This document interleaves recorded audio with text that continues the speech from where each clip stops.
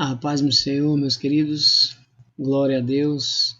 Vamos dar uma ajeitadinha aqui, né? Como eu falei, há alguns procedimentos aqui que é só feito só quando realmente se inicia a gravação, né?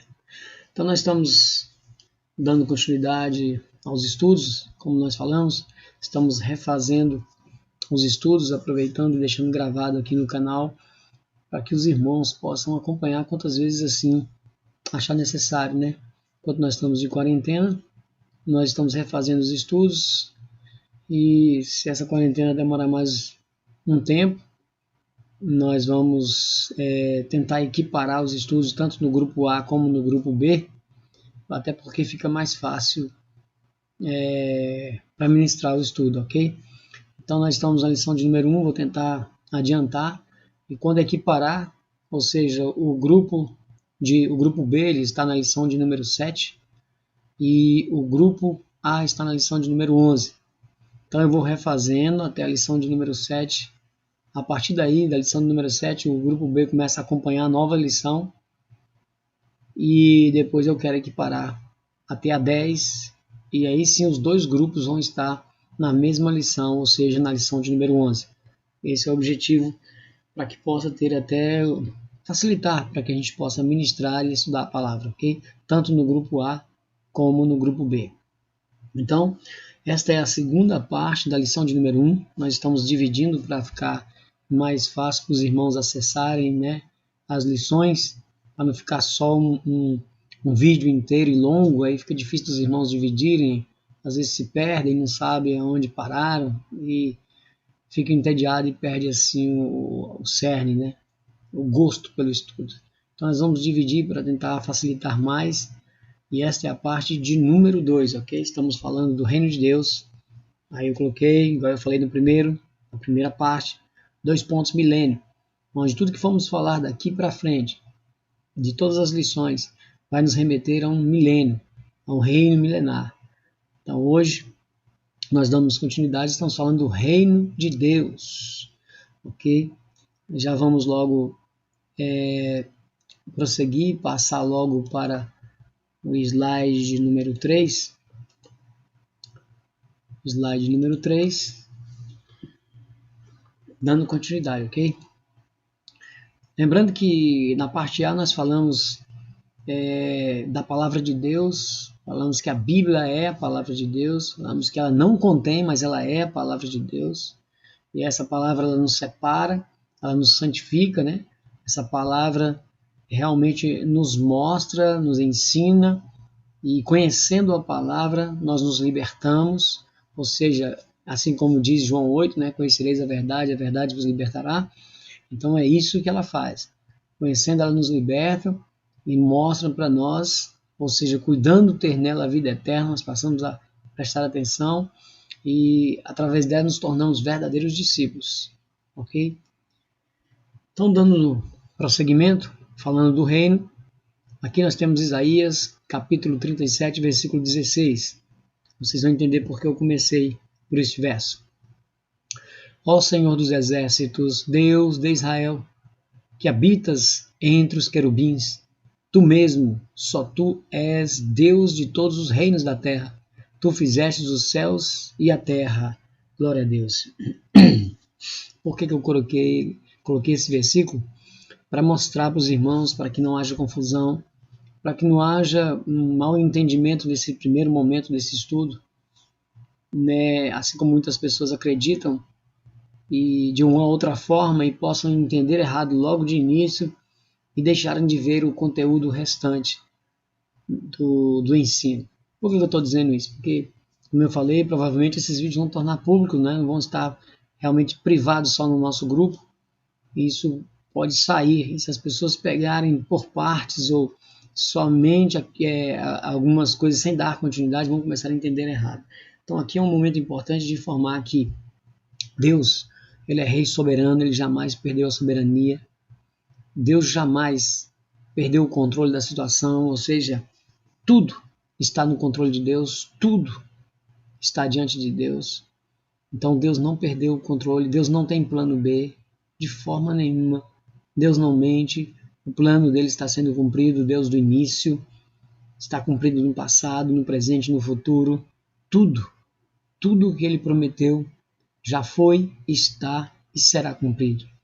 Então nada fugiu ao controle. Mas nós vamos ver que esse estudo nos mostra que esse reino passou por o domínio do inimigo devido a uma transgressão do homem, no caso, Adão e Eva.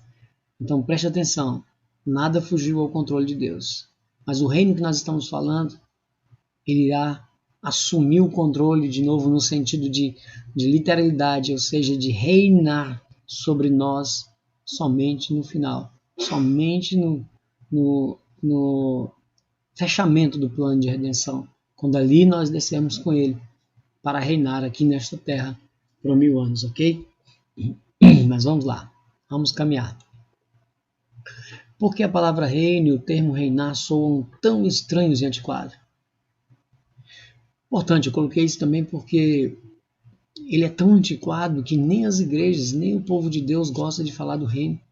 Muitas denominações não acreditam nem no reino literal.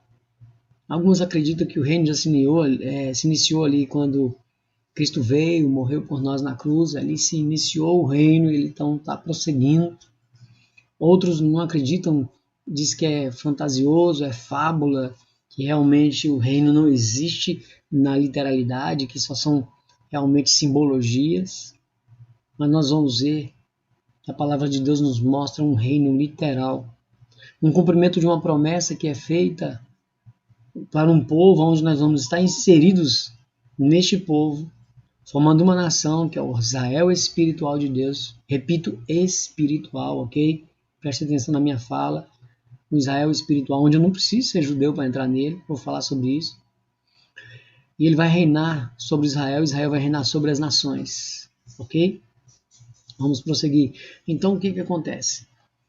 Esse tom, esse soar de reino soa tão antiquado, porque também as pessoas hoje só presenciam forma de governo, presidencialismo, parlamentarismo, né, outro tipo de governo qualquer, mas não é a monarquia como era no passado, onde o rei exercia total poder, total autoridade sobre todos e sobre tudo.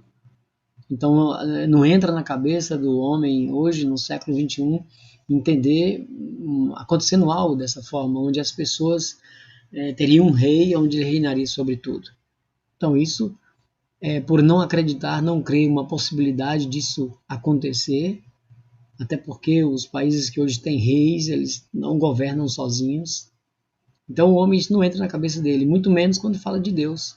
Fala que isso é coisa fantasiosa. Muitos não acreditam. E eu estou dizendo o homem, não o ímpio, eu estou dizendo o povo de Deus.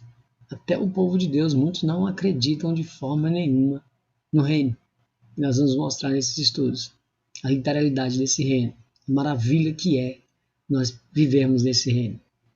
E vamos dizer que não tem nada de antiquado. Vamos, através dessa lição, mostrar que o nosso Deus é rei e o seu propósito eterno é reinar sobre os homens por meio de seus filhos. Aí está aqui, eu coloquei igreja / Israel, que ao longo do estudo vocês vão entender o que eu estou falando. Como eu falei ali atrás, a igreja está dentro de uma nação chamada Israel, mas Israel espiritual não é na carne, eu não preciso me tornar judeu para ser participante dessa nação, ok? Calma que nós vamos adentrando os tópicos e nós vamos entender melhor. Então o que acontece? Deus quer restabelecer o propósito que ele desde o início queria. Nós vamos ver que ele estabeleceu um reino, colocou o homem para reinar sobre esse reino, sobre Adão e Eva, sobre tudo que há na terra. E simplesmente o propósito foi interrompido pela desobediência do homem. Mas Deus sempre quis, se você olhar a Bíblia, sempre ele quer restabelecer de novo aquilo que aconteceu no Éden. Restabelecer o reino, colocar o homem sobre a terra, reinar sobre o homem subjugar, ou seja, reinar sobre a terra. Então vamos entender, compreender melhor isso daqui um pouquinho. Então veja só, para que esse propósito continuasse e continue ao longo da história, nós temos que conhecer a origem, como que é dado o poder para o homem, uma comissão para o homem reinar sobre toda criatura, sobre toda a criação. E aí vamos ver o que acontece quando o pecado adentra. Esse é o objetivo, para nós entendermos quem está reinando neste momento, neste mundo. Gênesis 1, 27 e 28, ele diz: E criou Deus o homem à sua imagem, a imagem de Deus o criou. Homem e mulher os criou. E Deus os abençoou. E Deus lhe disse, preste atenção, frutificai, multiplicai-vos, e enchei a terra, e sujeitai-a, e a dominai sobre os peixes do mar, e sobre as aves do céu, e sobre todo o animal que se move sobre a terra. Então veja que o homem recebeu uma autoridade, uma grande comissão, e para isso ele foi abençoado, ou seja, ele foi consagrado. O homem foi consagrado para quê? Para frutificar, para levar todo o conhecimento que ele estava adquirindo de Deus. Lembra que Deus passava todas as tardes na viração do dia para conversar com Adão, para falar com eles, explicar, para se mostrar quem era Deus para Adão ali e Eva. Frutificar é passar esse conhecimento adiante. Mas e multiplicar-vos? Multiplicar-vos é justamente a semente, é a descendência. É para multiplicar essa descendência para quê? Para encher a terra e sujeitar-a quem? A terra, e dominar sobre os peixes do mar, sobre as aves do céu e sobre todo animal que se move na terra. Então a terra agora estava subjugada, estava sobre o domínio do homem. O homem iria dominar sobre toda a criação. Toda. Então o poder, a autoridade estava passando para o homem, para governar a terra. Veja que maravilha. Deus estava comissionando o homem, comissionando. Mas a queda o desqualificou para reinar. Então você vê que ele recebeu o poder, recebeu o reino. Mas e aí aconteceu algo, um deslize, né? O homem pecou. Como sabemos, infelizmente, logo o casal ele foi provado e reprovado por causa da desobediência, né? Que está aqui justamente esse capítulo fala da queda, a questão de Satanás enganar a mulher, falar com a mulher que ela podia sim comer de toda a árvore, e ela disse que não, que de toda a árvore não podia comer, né? Não podia comer da árvore que estava no meio do jardim, do conhecimento do bem e do mal. De todas as outras ela podia, mas acabou que a serpente, com a sua astuta, com a cilada, ela enganou a mulher, e a mulher passou então e caiu na lábia e, consequentemente, também levou Adão junto. Então todos os dois ali têm a sua parte de culpa e os dois pecaram. E diante disso, Deus o destituiu do cargo de governo. Presta atenção que é interessante isso aqui. Presta atenção. Deus destituiu do cargo de governo. Deus o destituiu. Deus destituiu do cargo de governo. Por quê? Por causa da desobediência. Desobediência. Então veja. E ao invés de reinarem, foram expulsos. Olha só, eles foram expulsos, perderam a condição de autoridade. Perderam a autoridade, passando a ficar submetido ao poder do pecado e à morte. Então o usurpador, Satanás, assumiu justamente o governo do mundo e a terra foi amaldiçoada. Veja só, a terra foi amaldiçoada por causa disso aí. Então Satanás, através da sua astuta cilada, ele ludibriou Eva, consequentemente Adão. E aquele cargo, aquela comissão que foi dada, a autoridade que foi dada para o homem, para ser autoridade, rei sobre a terra, ele agora perdeu o cargo. Ele perdeu esse cargo e ele foi expulso. Perdeu então a autoridade de governar a terra. Agora o poder usurpador foi passado para Satanás. E diante desse pecado, a terra foi amaldiçoada. Veja que a terra foi amaldiçoada, né? A terra foi amaldiçoada. Vamos ler Gênesis 3, 17 e 18. Gênesis 3, 17, 18. Vamos lá? Gênesis 3. Vamos achar aqui esse aqui, o rosto aqui.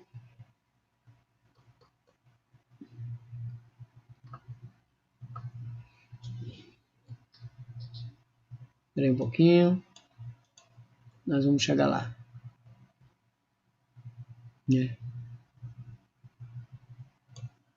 Gênesis 3, 17 e 18.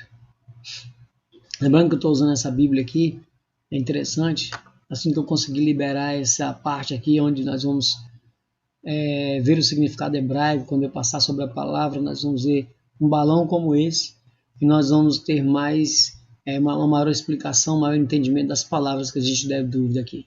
Nós não consegui baixar ainda a versão Strong em português aqui. Assim que eu conseguir, nós vamos usar toda essa área aqui também, ok? Aqui por enquanto está só a concordância, mas eu não quero usar nesse momento. Então vamos lá, 17 e 18. E Adão disse, Deus estava então impondo juízo sobre Adão neste momento aqui. E Adão disse, porquanto destes ouvidos à voz de sua mulher, e comestes da árvore que te ordenei, dizendo, não comerás dela. Então veja, desobediência, falou que não era para não comer, e comeram. Então maldita é a terra por causa de ti. Veja, a terra foi amaldiçoada por causa do homem.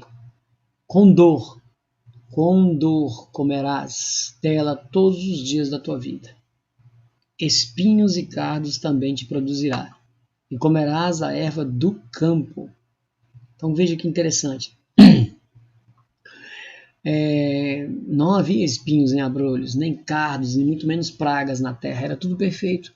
O homem estava ali só para cuidar do jardim, mas não havia dificuldade, não havia suor, não havia labuta, não havia algo pesado para ele então usufruir. E o que isso acontece? Quando o pecado entra, você passa a ter dificuldade. E Deus aqui começa já mostrando para o homem e para nós que o plano de redenção dele teria a ver com algo, com a terra. Nós vamos entender que, eu vou estar dando uma dica aqui logo, fazendo uma ligação, que nós vamos ter um trabalho nessa terra, né, um tempo de trabalho relacionado à parte agrícola, é onde vai haver revelação. Ou seja, o povo de Israel ele vai ser um povo agrícola, um povo que mexe com plantação, que vive ali para as colheitas, para todo um processo, que Deus vai trabalhar ali o seu plano de redenção, nessa parte dessa cultura que eles tinham, nessa vida, com relação ao trabalhar e à dependência da terra. Então Deus começa a colocar uma maldição na terra e a dificuldade de se conseguir alimento através da terra, né, provido justamente do pecado ter adentrado pela desobediência. Então haveria então uma dificuldade de se conseguir o alimento. Ou seja, no suor do teu rosto comerás o teu pão, até que te tornes a terra, porque dela foste tomado, porquanto és pó e o pó tornarás. Ou seja, do suor, no suor do teu rosto, veja que no suor do teu rosto você vai ter dificuldade, meu irmão. Por isso que nós ralamos, por isso que estamos todos cansados. Às vezes as pessoas trabalham e parece que nunca conseguem nada. Então é uma dificuldade, é uma luta. Por quê? Porque nós estamos agora em um tempo de trabalho nessa terra, onde envolve a nossa sobrevivência. Mas veja o detalhe, não só a sobrevivência física, ok? Mas muito mais a sobrevivência espiritual. No decorrer da lição nós vamos aprofundando mais um pouco. Vamos lá. Romanos, para confirmar que a terra foi amaldiçoada por causa de Adão. Satanás usurpou, roubou, enganou Eva e Adão e passou então a ter a autoridade sobre a terra. Vamos lá, Romanos 8, 18 a 23. Romanos 8, 18 a 23. Romanos 8, 18 a 23, ele diz: porque para mim tenho por certo que as aflições deste tempo presente não são para comparar com a glória que em nós há de ser revelada. Porque a ardente expectação da criatura espera a manifestação dos filhos de Deus. Porque a criação ficou sujeita à vaidade, não por sua vontade, mas por causa de quem a sujeitou. Então veja só, a vegetação, a natureza, a terra, ela aguarda, ela espera a manifestação dos filhos de Deus. Aqui espera a manifestação dos filhos maduros, ok? Ruiós, filhos maduros. A palavra filhos de Deus é ruiós, filho maduro. Então veja que a criação que está sujeita, que foi subjugada e está realmente sujeita a toda a vaidade, não pela vontade dela, mas pela do homem que a sujeitou, porque ela aguarda a redenção, ela aguarda o aperfeiçoamento, o amadurecimento desses filhos de Deus. Para quê? Para que ela também seja liberta. Na esperança que também a mesma criatura, ou seja, toda a terra, toda a natureza seja liberta da servidão, da corrupção, para a liberdade da glória dos seus filhos. Então, por quê? Porque sabemos que toda a criação geme e está juntamente com as dores de parto até agora. Então veja, a natureza, por causa do homem, foi amaldiçoada. Não só o homem geme, não só o homem tem um suor do seu rosto. Não, não. Ela também passa por problemas e dificuldades. E tem, então, a esperança de ser liberta juntamente com o homem. E não só ela. Não só a natureza, não só a vegetação, não só a terra em sua totalidade. Não só ela. Mas nós mesmos que temos as primícias do Espírito. Nós temos as primícias.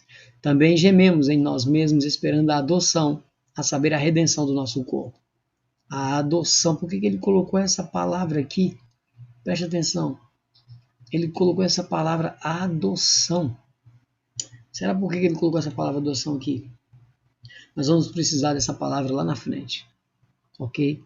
Nós estamos esperando ser adotados. Deus já estava aqui profetizando a nossa entrada no reino. Então nós estamos esperando essa adoção. Através de quê? Da redenção. A transformação do nosso corpo. Através de quem? Nós vamos ver que é através de Cristo Jesus. Nós vamos prosseguir. A expulsão do cargo de governo desqualificou o homem a permanecer na sede preparada por Deus, o jardim do Éden. Então ele comissionou o homem, deu toda a autoridade para ele dominar, subjugar a terra.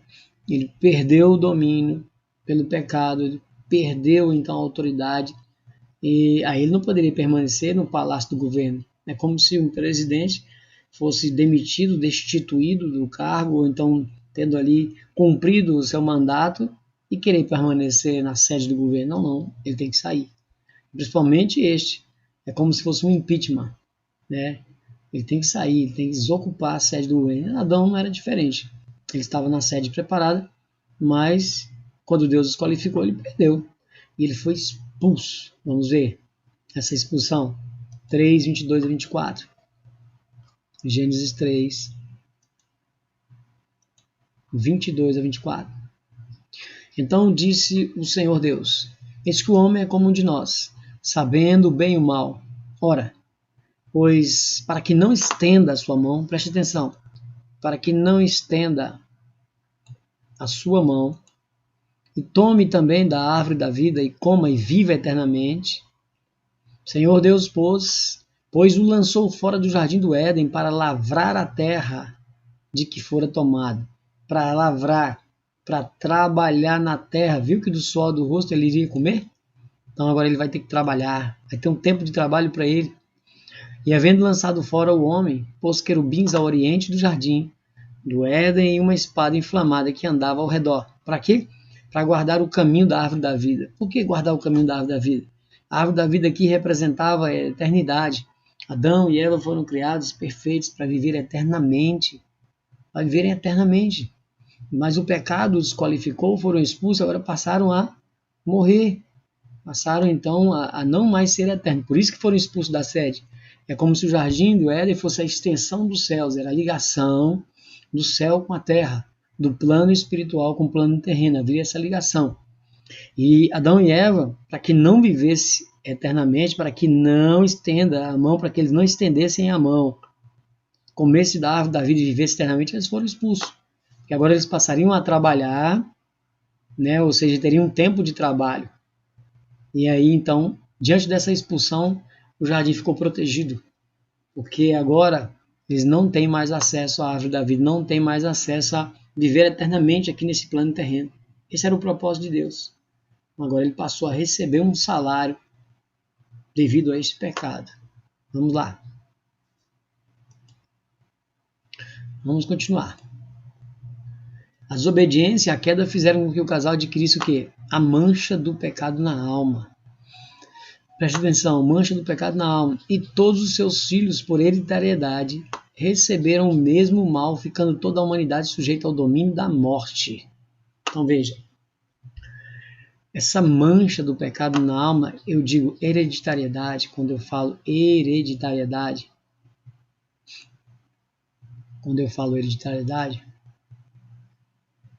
preste atenção, não existe pecado por hereditariedade, não existe maldição hereditária. Nós temos como provar isso na Bíblia, mas isso demanda um estudo só para isso, ok? Se você tem alguma dúvida disso, não tire conclusões agora, eu vou dar um estudo sobre isso. Se realmente não aguentarem essa dúvida prevalecer em vocês, entre em contato comigo, que eu vou esclarecer para vocês. Não existe hereditariedade, ok?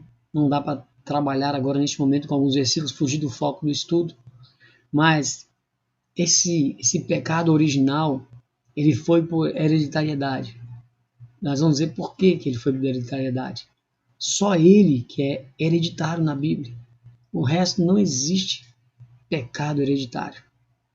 O que existe é uma consequência de um mau ensino, consequência de estar envolvido com pessoas que fazem certas coisas, que cometem e fazem, né, cometem situações, por exemplo, vamos citar um exemplo aqui, o pai que bebe, por exemplo, o pai bebe 99,9% o filho de beber, porque o filho vai beber porque ele vê o pai bebendo.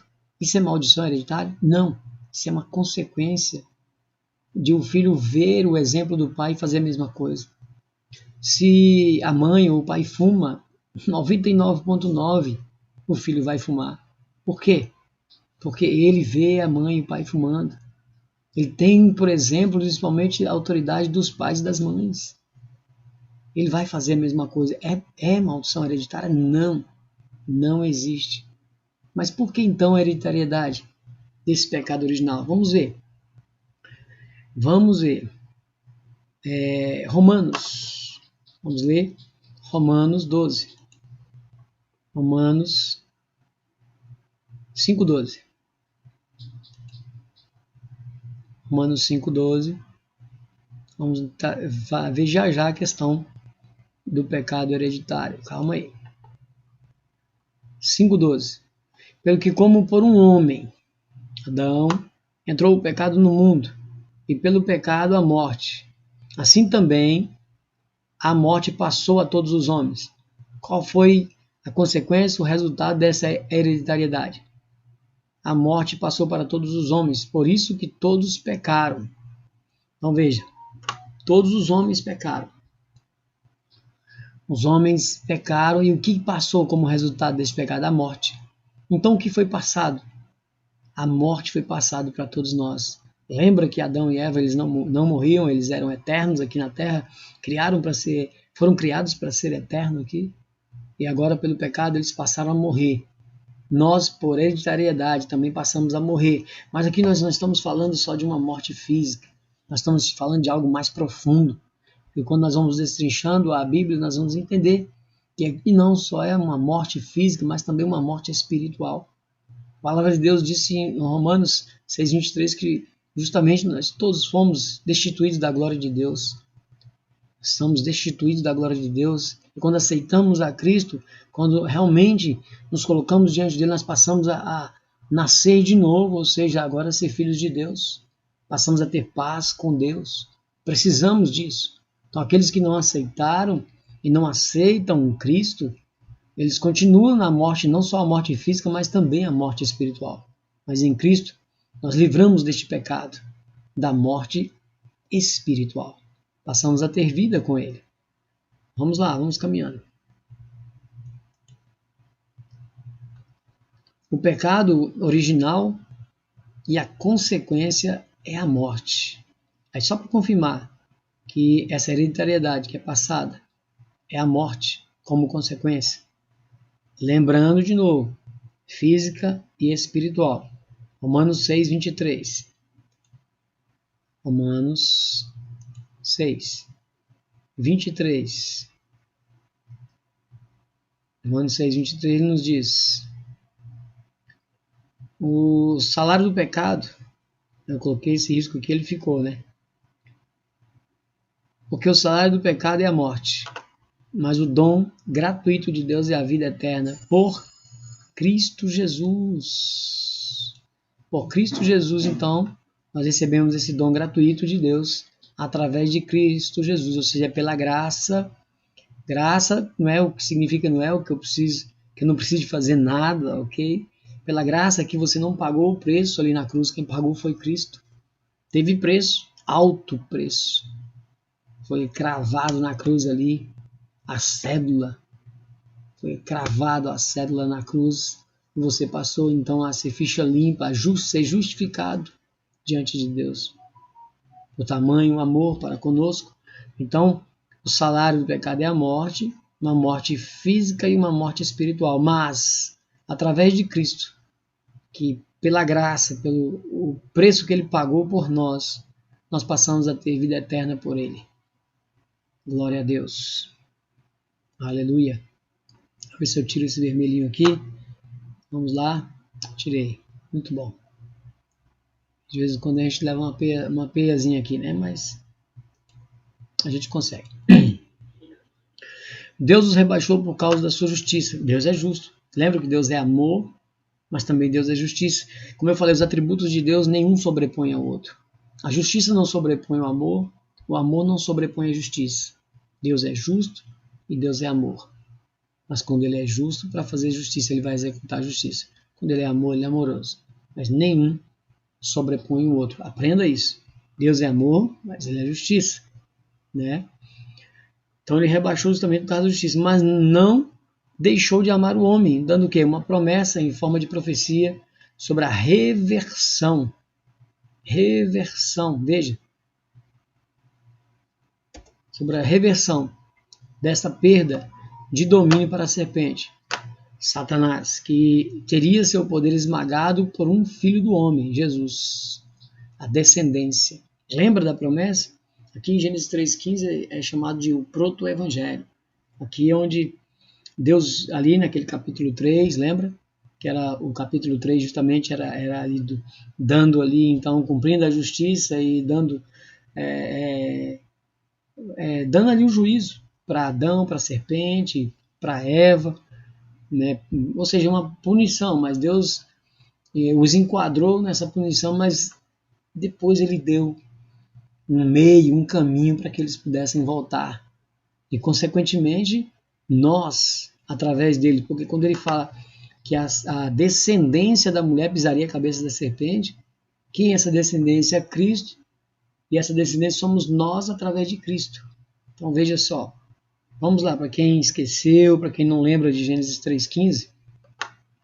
Vamos lá, Gênesis 3,15, para vocês lembrarem. Pode ser que tenham esquecido, né? Gênesis 3,15. Olha só. É Gênesis 3,15. E porém inimizade entre ti e a mulher. Então veja, tem uma inimizade aí. Quem vai colocar essa inimizade? Deus. Por quê?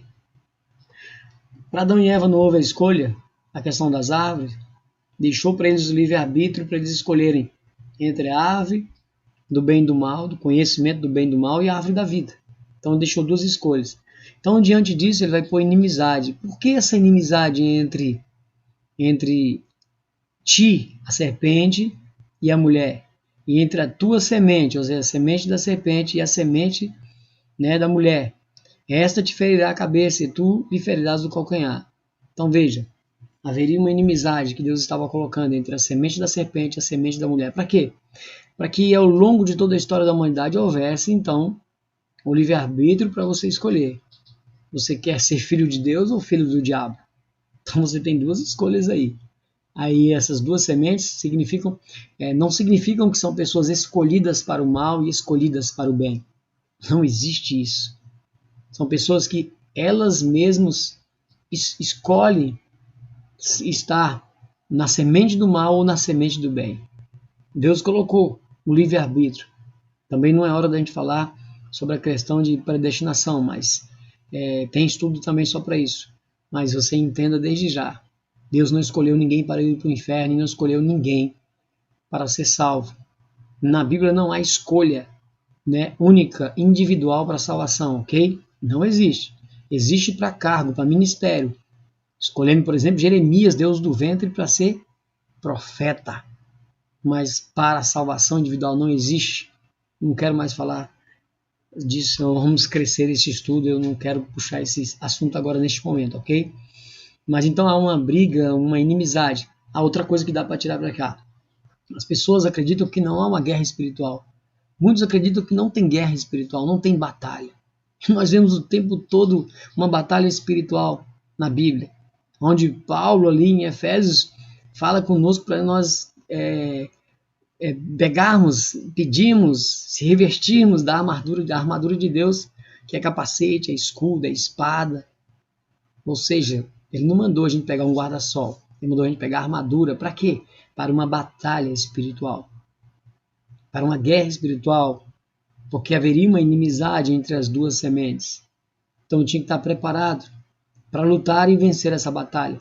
Mas veja, a batalha espiritual não é entre Deus e o diabo, não. Deus é soberano, Deus é superior, Deus é grande, Deus é o máximo, Deus é benigno, Ele é tudo. A briga, a inimizade entre a semente da serpente e a nós que somos semente da mulher, nós que em Cristo somos a descendência que irá pisar a cabeça dele, por isso ele quer nos destruir.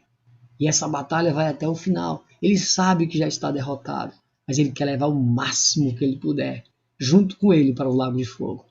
Ok? Então a batalha espiritual não é entre Deus e o diabo. Realmente não existe, mas é entre nós e o diabo. Nós vamos estar nessa luta enquanto nós estivermos neste plano terreno, meu irmão. Vamos lá, só foi para esclarecer, porque se eu não der essa pincelada agora, fica algo em aberto, as pessoas podem querer colocar palavras na nossa boca, ok? Então esse proto-evangelho, esse evangelho a qual foi nos colocado, Deus, você vê que a misericórdia de Deus, ao mesmo tempo que ele impôs o juízo, ele te deu um escape. E nós vamos ver isso ao longo de toda a jornada. Nós vamos ver ao longo de toda a história. Vai se cumprindo, então ele vai fazendo isso. Ele impõe o juízo, mas ele te dá uma chance, uma misericórdia, ele te mostra o caminho de volta. Mas é claro que muitos não voltam, né?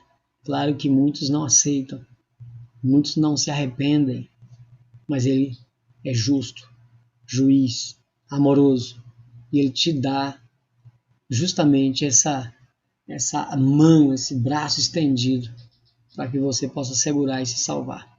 Eu vou finalizar aqui, que já está completando aí alguns minutos, aí por volta de 30 e alguma coisa aqui que eu não marquei. Queria ver se esse vídeo ficasse mais ou menos desse tamanho. Vamos prosseguir novamente. Então eu peço aos irmãos que acompanhem a outra parte, a parte 3.